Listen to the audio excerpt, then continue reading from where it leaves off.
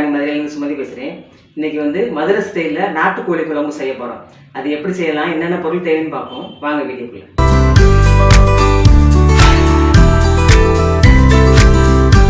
நாட்டுக்கோழி குழம்பு 1 கிலோ கறி நான் 1 கிலோ முழுசை வாங்கி அதை வெட்டி எடுத்து வச்சுருக்கோம். அதை வந்து நல்லா கழுவிட்டு மஞ்சளும் நல்லெண்ணெயும் போட்டு பெரட்டி வச்சுருக்கேன். அது தாளிக்கிறதுக்கு சின்ன வெங்காயம் தான் யூஸ் பண்ணணும். சின்ன வெங்காயம் ஒரு 100 கிராம் எடுத்து உரித்து நறுக்கி வச்சுருக்கேன். அதுக்கு ஒரு 10 பல் பூண்டு வெள்ளைப்பூடு அதை பல்லாக லேசாக நறுக்கி வச்சுருக்கேன். தாளிக்கிறது ஒரு பிரிஞ்சி இலையும் ஒரு பட்டையும் மட்டும் தாளிக்கிறதுக்கு.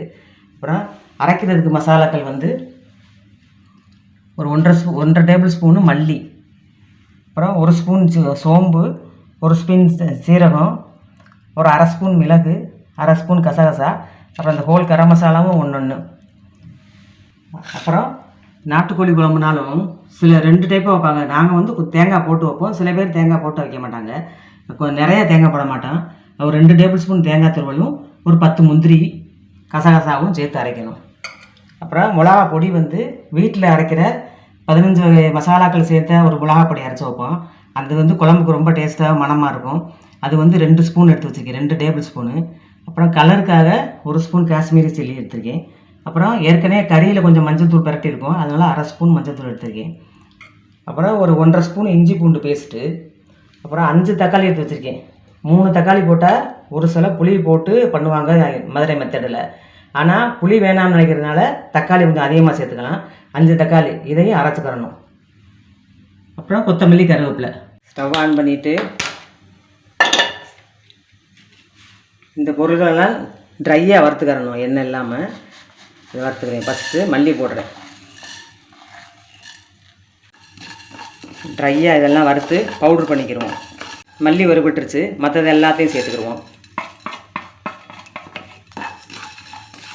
இது வறுபட்டுருச்சு, நல்லா மணம் வந்துடுச்சு. இது அப்படியே ட்ரையாக பவுட்ரு பண்ணிக்கிறணும். மிக்ஸி ஜாரில் சேர்த்துக்கிறேன். ட்ரையாக வறுத்ததுக்கப்புறம் பவுட்ரு பண்ணிட்டு வந்துட்டேன், இருக்கட்டும். இப்போ இந்த 2 டேபிள் ஸ்பூன் தேங்காயும் 10 முந்திரி பருப்பையும் சேர்த்துக்கிறேன். இதை அரைச்சிட்டு இதிலேயே இந்த தக்காளியையும் அரைச்சிக்கிடுவோம். தக்காளி வந்து நான் குழம்புக்கு அரைச்சி தான் சேர்ப்பேன். சில பேர் வதக்கி சேர்ப்பாங்க, அரைச்சி தான் இன்னும் கொஞ்சம் டேஸ்ட்டாக இருக்கும். இந்த தக்காளியையும் அரைச்சி சேர்த்து நல்லா பைன் பேஸ்ட்டாக அரைச்சிட்டு வந்துடுறேன் இந்த தேங்காய் முந்திரியோட. இப்போ குழம்பு வைக்கிறதுக்கு நான் குக்கரில் தான் பண்ண போகிறேன். சட்டியில் பண்ணோம்னா ரொம்ப நேரம் ஆகும், குக்கர்லனா 10 நிமிஷத்தில் முடிஞ்சிடும். நாட்டுக்கோழி குழம்பு வந்து முழுக்க நல்லெண்ணெய் செய்யணும். இப்போ ஒரு 100 கிராம் நல்லெண்ணெய் ஊற்றிக்கிறேன். எண்ணெய் காஞ்சிருச்சு. இப்போ வந்து ஒரு 1/2 ஸ்பூன் வெந்தயம். இந்த நாட்டுக்கோழி குழம்புக்கு வெந்தயமும் அந்த நல்லெண்ணெயும் நல்ல தனி மணம் கொடுக்கும். 1/2 ஸ்பூன் சோம்பு, அதில் ஒரே ஒரு இலையும் ஒரு பட்டையும் சேர்த்துக்குருவோம். அப்புறம் சின்ன வெங்காயம் 100 கிராம் சின்ன வெங்காயம் கட் பண்ணி வச்சுருக்கேன், அதை சேர்த்துக்குருவோம். அதை நல்லா வதங்கினதும் இந்த வெள்ளைப்பூடும் சேர்த்துக்கிறணும்.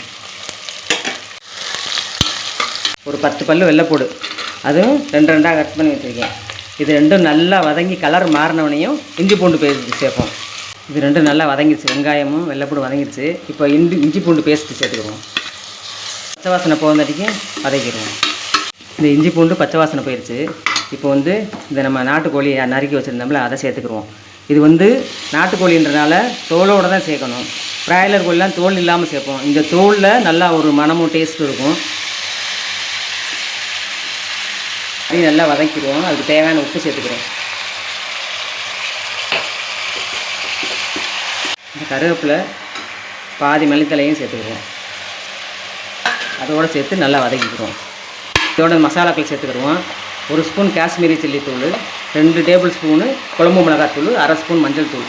இதெல்லாம் சேர்த்து அந்த கறியோடு சேர்த்து கலந்து பரட்டிக்கிடுவோம். இந்த மிக்ஸி ஜாரில் பவுட்ரு பண்ணி வச்சுருந்தேன் எல்லாம் மல்லி, சீரகம், சோம்பு, மிளகு அதையும் சேர்த்துக்கிடுவோம். இப்போ அதையும் கலந்துட்டோம். தக்காளி, தேங்காய், முந்திரி அரைச்சி விழுதையும் சேர்த்துக்கிடுவோம். மிக்ஸி ஜார் கலந்து தண்ணி ஊற்றிக்கிட்டேன். அதோட குழம்பு எவ்வளவு தேவையோ அந்த அளவுக்கு தண்ணி ஊற்றி கலந்துக்கிறணும். உப்பு பார்த்துட்டு பத்தெல்லாம் சேர்த்துக்கிடுவோம்.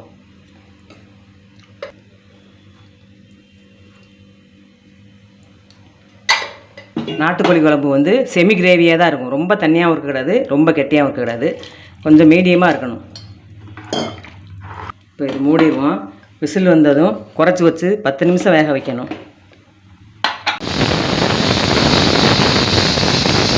இப்போ குறைச்சி வச்சுட்டேன். இப்போ 10 நிமிஷம் ஆகி ஸ்டீமும் அடங்கிடுச்சு. இப்போ எடுத்துக்கிடுவோம்.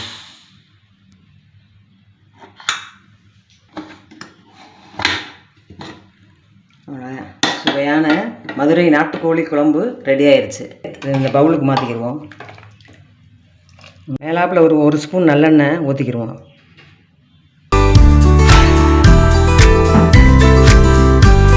சுட சாதமும் நாட்டுக்கோழி குழம்பும் ரெடி ஆயிடுச்சு. இப்போ என் பையன் டேஸ்ட் பண்ணி காப்பான்.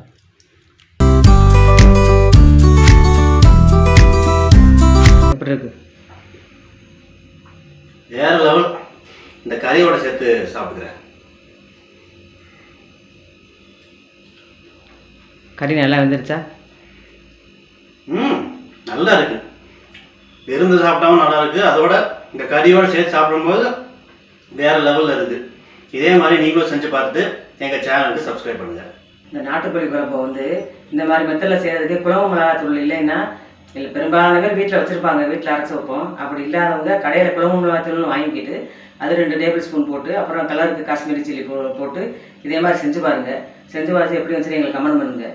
இந்த வீடியோ உங்களுக்கு பிடிச்சிருந்துச்சுன்னா லைக் பண்ணுங்கள், ஷேர் பண்ணுங்கள், சப்ஸ்கிரைப் பண்ணிக்கோங்க. அடுத்து இன்னொரு ரெசிபியோட அடுத்த வீடியோவில் பார்க்குறேன்.